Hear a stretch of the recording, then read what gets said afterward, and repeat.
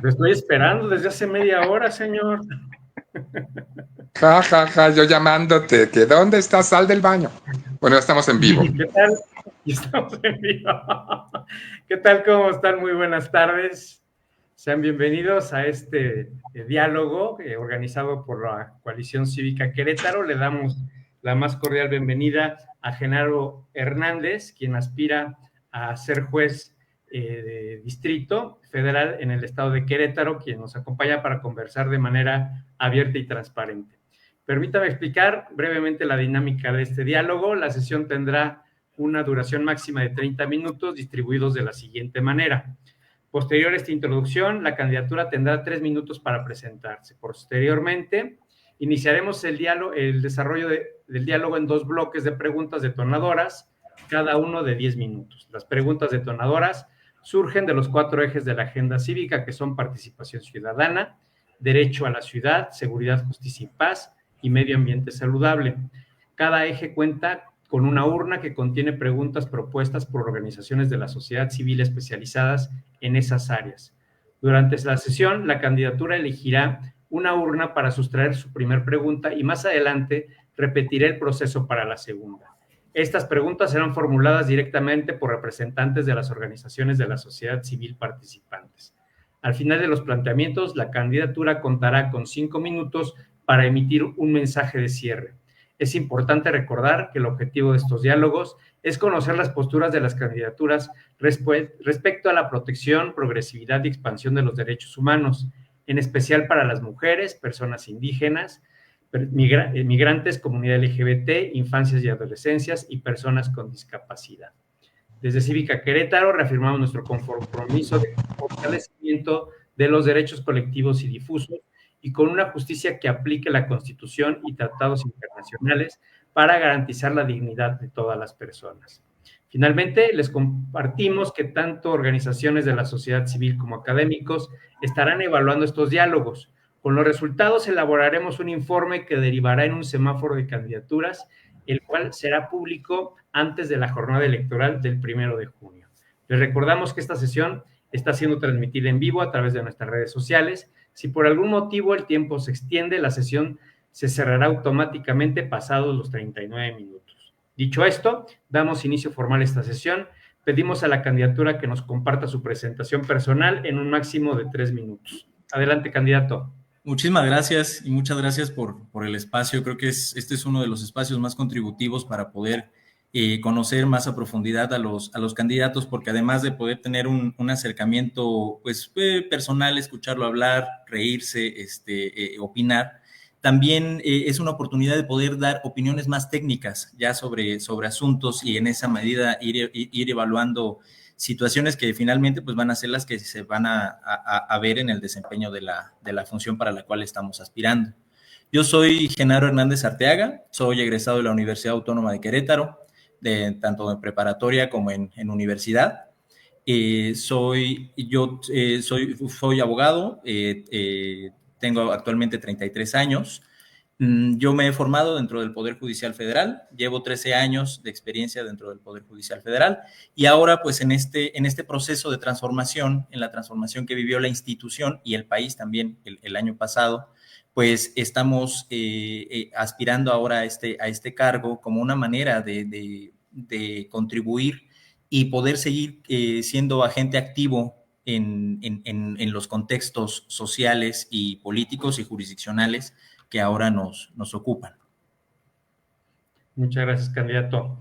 Pues quiero presentar a la mesa. Está Daniela Urbiola, del colectivo Justicia Digna. Está Walter López, vocero del Frente Queretano por el Derecho a la No Discriminación y el Estado Laico. Está Francisco Landa, de Agüita, Vida y Territorio. Y pues iniciamos con las preguntas. Son 4 ejes. ¿De cuál de los ejes quieres que saquemos la pregunta? Gracias. ¿Hay uno de seguridad, justicia y paz? Así mero.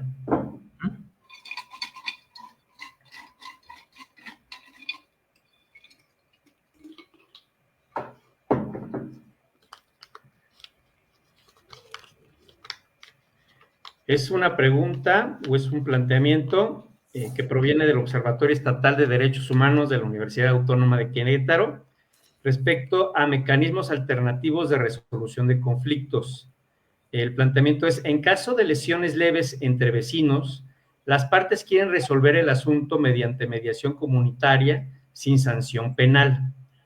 Las preguntas son, ¿aceptaría esta solución? Y ¿bajo qué criterios y en qué sentido resolvería judicialmente? Muy bien, muchísimas gracias. Bueno, vemos aquí el caso, hay que partir de la premisa de que hay dos maneras en que puede llevarse la mediación. La mediación pudiera ser entendida dentro del derecho penal, pudiera ser un medio alternativo de solución de conflictos.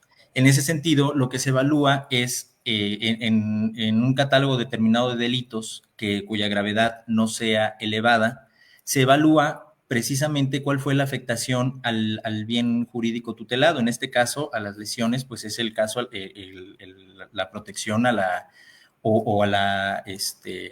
persona y a su salud física. Entonces, en ese caso, hay que detectar si las lesiones son cuantificables, determinar cuál fue el alcance de las lesiones. Dentro de la Ley Federal del Trabajo se establecen ahí los mecanismos para poder determinar cuál es la naturaleza de las lesiones. Y en ese sentido se puede optar por una reparación del daño. Esta es una salida alterna al proceso penal que evita que finalmente haya una sanción punitiva y únicamente nos aboquemos al tema de la reparación del daño. En este caso, debo de decir, como juez de distrito, y en este caso no sería así, sino, o sea, como puede conocer un juez de distrito de esta medida de salida alterna al proceso, sería un juez de distrito en materia penal.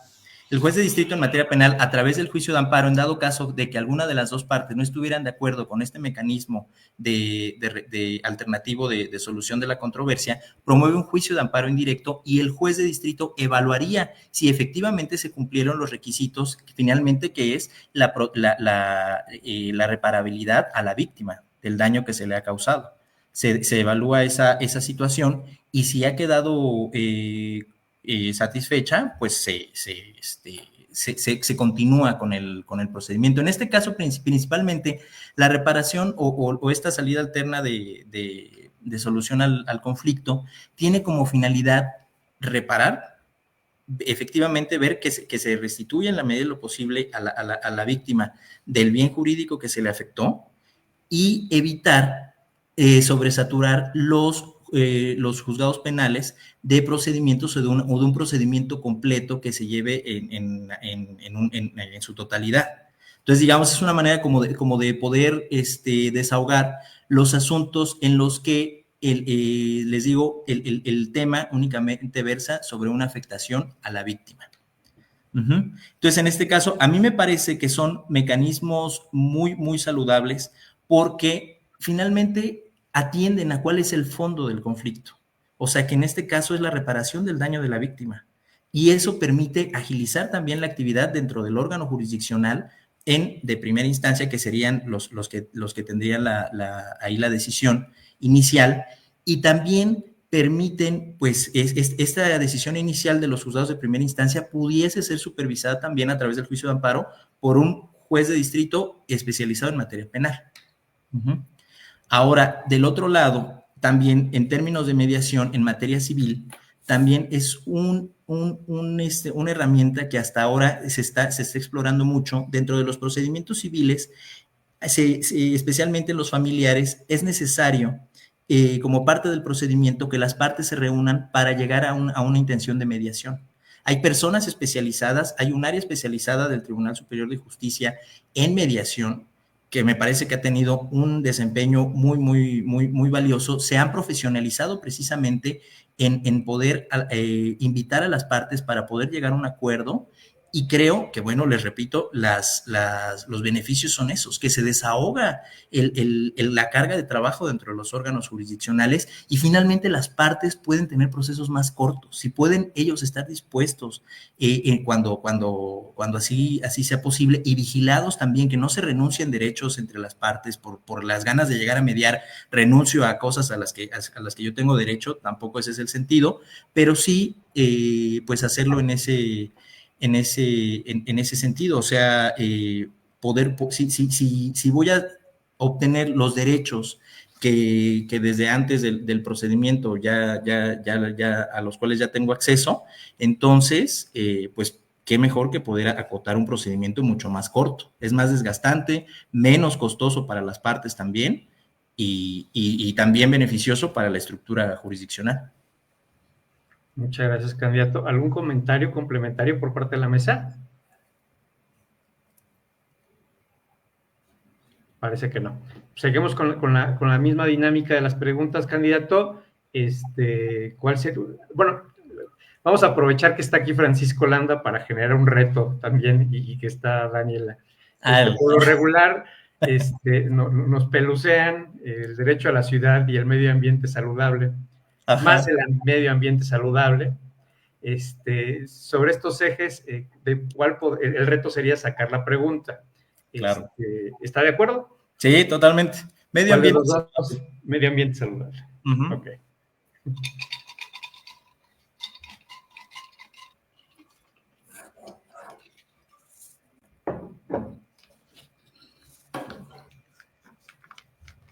Es una pregunta de una organización que se llama Somos Vida Querétaro.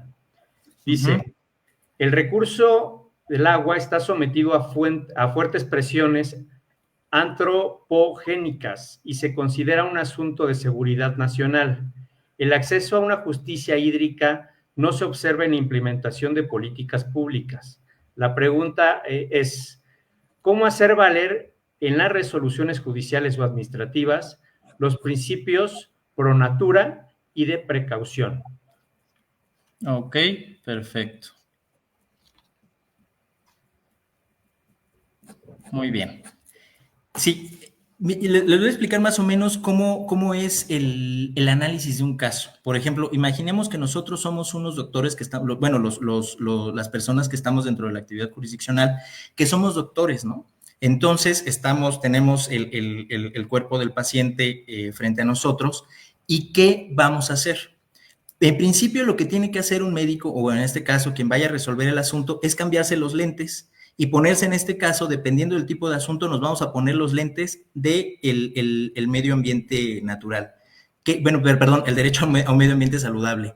¿Qué nos va a permitir este cambio? Esto nos va a permitir identificar cuál es el contenido normativo y constitucional e internacional del derecho a un medio ambiente saludable y en ese sentido empezar a trabajar.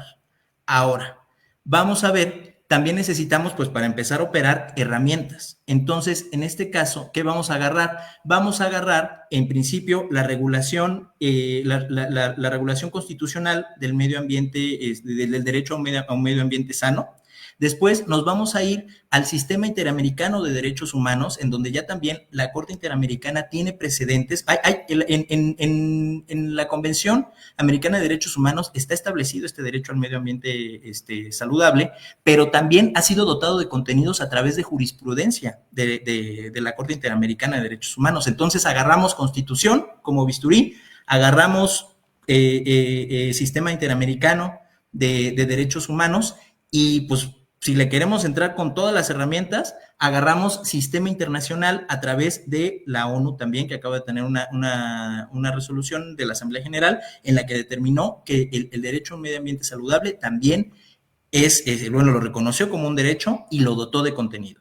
Entonces, con todas estas herramientas ya podemos empezar a ver el caso en concreto. En este caso, ¿cómo relacionar el derecho a un medio ambiente con una resolución jurisdiccional? Evidentemente necesitamos un caso en concreto, un caso en el que se haya violentado este derecho a un medio ambiente sano, discúlpenme, y y en ese momento pues ya empezar a trabajar en ese sentido. Evidentemente, cuando tú te pones los lentes de derecho a un medio ambiente sano y tienes ya todas las herramientas del Sistema Interamericano de Derechos Humanos y del Sistema Internacional de Derechos Humanos, ahí va de cajón el principio pro natura y el principio de precaución. Ha habido amparos, por ejemplo, en el caso de protección cuando hay cambios de uso de suelo de zonas protegidas para cambiarlas a zonas residenciales. Se han promovido juicios de amparo ya resueltos en los que se hace valer este derecho a un medio ambiente sano, y el principio de precaución se torna sumamente valioso, y de ahí es posible hacer uso para poder de inicio, cuando se promueve el juicio de amparo, hacer uso también de la figura de la suspensión.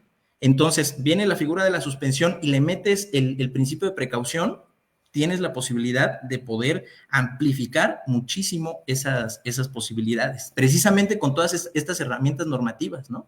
Y fíjese, o sea, por ejemplo, tienes acá abajo ley de amparo, entonces jalas Constitución, jalas sistema interamericano y jalas sistema internacional, que viene ahí el principio de precaución, incluso también pues el principio de pronatura en un análisis preliminar en tratándose de la suspensión, son herramientas muy, muy, muy valiosas. Muchas gracias, candidato. ¿Algún complemento, Francisco?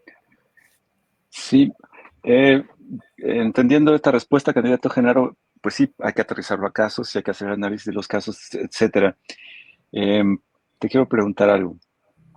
En la perspectiva inversa, que también es posible, supongamos que hubiera un estudio muy preciso, científico, bien respaldado, de que los recursos de acuíferos y de posibles trasvases, etcétera, son insuficientes para la cantidad de casas que se están construyendo en la zona metropolitana de Querétaro, Huimilpan, El Marqués, Corregidora, y que es un estudio muy bien respaldado. ¿Crees que tenga sentido esto que tú acabas de decir, que es pues, lo ideal? Si se presentara un recurso de tales alcances como para la planeación general de una megaurbe, o estamos ahí entre los límites, a dónde llega lo legal en la letra y dónde los límites de la real política y de los intereses y de lo inmanejable de los problemas ambientales. Uh-huh. Mira, ahorita hay que diferenciar la trascendencia precisamente de estos datos que tú comentabas, un estudio en donde hay indicios, ¿no? Por ejemplo, en materia de suspensión, es suficiente darle valor indiciario y precisamente otra vez mezclándolo con pronatura y principio de precaución, es suficiente, dependiendo, le digo, pues es atendiendo también al caso en concreto, al tipo de estudio, habrá que verlo, pero si digamos, ya pasando esa fase y determinando que sí hay un valor indiciario, es suficiente en la etapa de suspensión. Ya en la resolución del fondo del asunto, sí es necesario una ampliación y un análisis técnico más profundo. Pero fíjense que hay una posibilidad ahí que incluso ya está contemplado en la ley de amparo, que un juez de distrito puede ordenar el desahogo de pruebas de manera oficiosa, y más en este caso, que porque el tema ambiental es un tema sumamente complejo, porque ¿qué involucra? Involucra análisis de terreno, involucra análisis de subsuelo, involucra también un análisis topográfico. Entonces, en ese tipo de asuntos yo considero que sí es necesario que un juzgador, una persona juzgadora, se acerque de los elementos necesarios para poder alcanzar a comprender la parte técnica del asunto. Uh-huh. Y creo que esa es la parte importante. Mira, la verdad, a mí, si me preguntas, yo en este tipo de asuntos considero que finalmente ahí están, está la norma. Les digo, están todos estos elementos, está la Constitución, está el sistema interamericano, está sistema internacional. Entonces, creo que no es propiamente voluntad política de los jueces, sino que pues son las disposiciones que le tenemos la obligación de aplicar. Uh-huh. En dado caso de que el criterio, porque es una cosa, o sea, digamos, el criterio jurídico no empate con la intención de la parte que promueve el juicio de amparo, bueno, pues también están los medios de impugnación, que en este caso resuelve un juez de distrito y después se puede interponer un recurso de revisión para que revise la decisión del juez de distrito. Entonces, creo que, ¿a qué voy con esto? Creo que la construcción de la verdad jurídica no depende de una sola persona, sino en este caso depende de los abogados, depende de los especialistas que emitan su opinión técnica, depende del secretario que proyecte la sentencia, depende del juez que la emita y después, en dado caso de que se promueva la revisión, de los magistrados. Entonces, ahí hay una comunidad que construye la verdad jurídica. De acuerdo. ¿Puedo ampliar, César? ¿Walter? Sí, por supuesto. En el caso de la Ley de Aguas del 2022, justo pues pasó esto. Pasamos a magistratura y llegamos hasta la Suprema Corte. Aún así, notamos una tendencia en todos los niveles a ignorar la convencionalidad. Es decir, se analizaron ciertos aspectos, pero nunca el acuerdo de Escazú, por ejemplo. ¿Cuál es tu diagnóstico de por qué hay ese freno a llegar a esos alcances en los que tú has hecho énfasis en tus intervenciones? ¿Y qué haría posible que ya no nos quedáramos atorados ahí? Mira, se me haría interesante poder estudiar el asunto a profundidad, o sea, checar las sentencias desde juzgado, distrito, colegiado y la sentencia de la Corte, para yo poder tener más elementos de poder emitir una opinión técnica, ¿no? Porque pues ahorita como que sería muy aventurado de mi parte decir, no, pues, o fijar una postura cuando no tengo todos los datos, ¿no?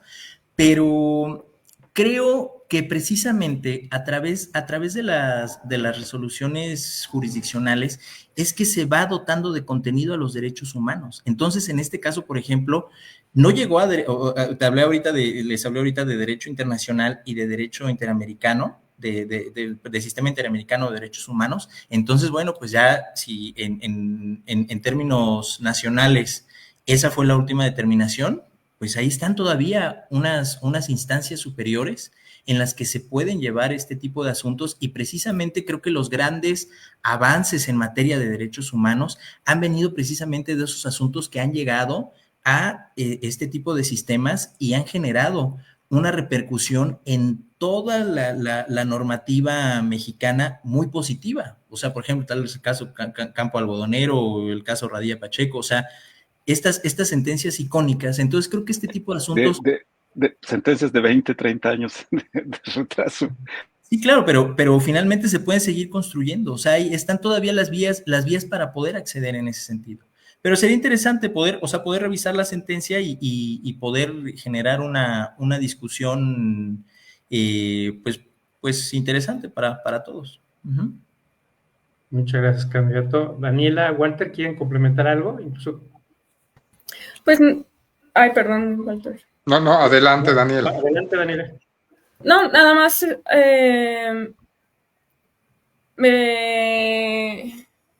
justo como comenta Francisco, pues hay veces en los que la resolución ni siquiera acata lo que debería de, y pues ya ni hablar de una reparación del daño, ¿no? Hablábamos sobre la prevención, pero bueno, ¿y dónde queda la reparación? Y esto lo menciono porque recientemente asistí a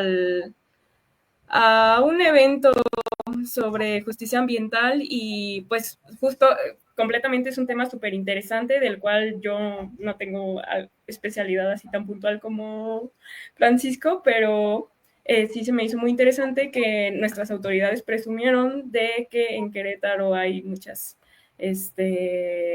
empujes hacia la justicia ambiental y bueno, sería interesante, justo como comenta el candidato, que realmente existieran casos que sirvieran de ejemplo a nivel nacional en cuanto a reparación, ¿no? Que no se limite nada más a la suspensión, sino cómo vamos a reparar eso.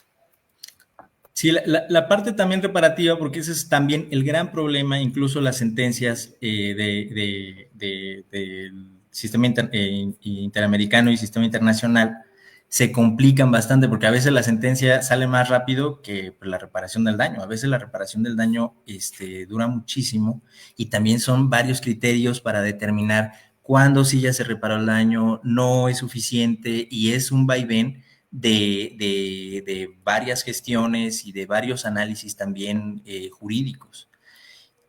Pero creo que aquí lo importante es no quedarnos con, no, pues es que ya no se pudo, ¿no? Sino precisamente ahí están las herramientas, o sea, creo que normativamente están las herramientas y pues hay que seguir haciendo uso de ellas, ¿no? O sea, no depende de la voluntad de nadie, o sea, no depende de la voluntad de un poder o demás, o sea, las herramientas ahí están y hay que hacerlas valer. Muchas gracias, candidato. Walter, querías hacer un comentario. Sí, me parece interesante que, bueno, pues con esta elección va a haber un refresh del Poder Judicial Federal y estos temas que se han quedado atorados porque no son fáciles, hay muchos intereses de por medio, como este tema inmobiliario contra el derecho pro natura, etcétera. Y hemos visto en otras ciudades también que, bueno, finalmente se va engullendo el desarrollo de las ciudades al campo y terminan lo que están planteando algunos grupos ambientalistas en Querétaro. Oye, espérame, construyamos en otros lugares, no construyamos sobre los lugares que son críticos para el desarrollo sostenible de la ciudad, donde se están filtrando el agua, donde sabemos técnicamente que no se debería construir porque es un peligro no solamente para un pequeño grupo de la ciudadanía, sino para todos. Otro ejemplo que nos pasó, el tema de estos mensajes de odio, ¿no? Que cuando grupos de derechos humanos nos amparamos contra una diputada, etcétera, pues el juez nos decía, a ver, hay heridos, ¿dónde está el muerto? Entonces yo le dije al juez, oiga, tenemos que, con estos mensajes de odio, que es una cosa ahí, muy sutil, pero lo decimos, después de los mensajes de odio vienen los crímenes de odio. En estos casos, pues, ¿qué les diré? El nuevo poder judicial o tú en lo particular se meterán de otra forma, porque si no vamos a terminar con ciudades totalmente insustentables, ciudades que vamos a tener con problemas o temas que son importantes para la sociedad, pero si no tenemos la prueba de que hay una herida, y aunque la herida sea psicológica y cosas así, no se resuelven. ¿Tú cómo ves estos temas? Creo que ahí la clave de cómo va a incidir esta nueva configuración del Poder Judicial Federal en este tipo de situaciones es en la publicidad y en la transmisión de las sentencias.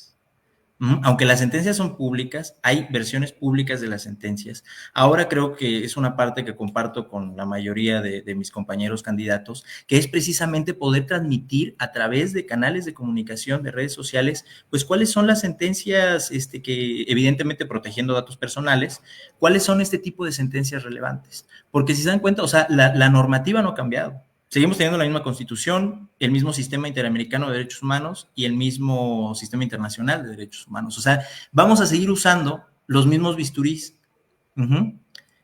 Igual los lentes pues son personales, entonces eso sí igual van a poder cambiar, pero finalmente, o sea, ahora con la reforma judicial no es que nos hayan modificado la normativa bajo las cuales nos vamos a regir aquellas personas que resulten electas, ¿no?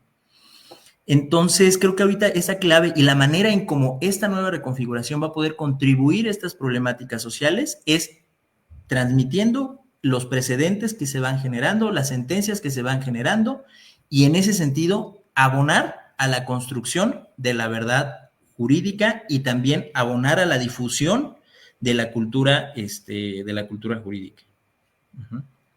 O sea, lo pudiéramos ver como, bueno, pues, o sea que pues ya una sentencia tiene efectos para las partes intervinientes. Bueno, en este caso de derecho a un medio ambiente sano tiene unos efectos más amplios, pero creo que es una parte muy valiosa porque ha habido muy buenas sentencias dentro del Poder Judicial, solo que no han podido transmitirse para casos similares, precisamente. Entonces creo que ahí va a estar la clave, el decir, híjole, o sea, igual yo todavía no tengo necesidad de un juicio de amparo, híjole, pero ya vi en esta semana que salió una sentencia y cuando a mí me pase, pues ya voy a saber más o menos cuál es el camino y de qué manera voy a poder lograr la protección de mi derecho fundamental. Muchas gracias, candidato. En 2 minutitos, si eres tan amable, tu último mensaje, ya culminando con esta etapa de preguntas, tu último mensaje, tu llamamiento al voto y si puedes dar tus redes sociales. Muchísimas gracias. Bueno, yo soy Genaro Hernández Arteaga, estoy en la boleta amarilla con el número 22, candidato a juez de distrito en materias de amparo administrativo, civil y del trabajo y de juicios federales. Está medio largo el nombre, pero es boleta amarilla, número 22, soy el único con el número 22. Mis redes sociales, pues, híjole, yo creo que abren redes sociales, Facebook le ponen en la lupita y ahí le ponen Genaro Hernández Arteaga y es el primer perfil que les va a salir, igual en Instagram o en TikTok. Y bueno, creo que es momento de participar, de sumarnos todos en este periodo de transformación. Unos dicen que para bien, otros dicen que para mal, pero finalmente de que se transformó, se transformó. Entonces, creo que es un momento de asumir un papel activo en el sentido en que cada quien lo pueda hacer desde su trinchera. En este caso, como yo lo encontré, fue ser candidato a juez de distrito, precisamente para tener la posibilidad de tener voz, de tener que mis actuaciones pudieran tener cierta trascendencia en este periodo de campaña también. Y pues creo que esa es finalmente la intención, llamar a toda la ciudadanía a sumarse, a moverse, a involucrarse, porque precisamente ahorita estamos escuchando problemáticas, situaciones sin resolver, y bueno, es muy lamentable, pero finalmente, pues si no queremos que sigan sucediendo, pues hay que involucrarnos e involucrarnos con responsabilidad, ¿no? O sea, involucrarnos de manera informada y creo que en ese sentido vamos a poder ir generando una mejor comunidad. Muchas gracias, candidato. Muchas gracias, Genaro, por haber participado en estos diálogos con Cívica. Muchas gracias, Daniela. Muchas gracias, Walter. Muchas gracias, Francisco. Nos vemos en la siguiente. Gracias. Gracias. Un gusto.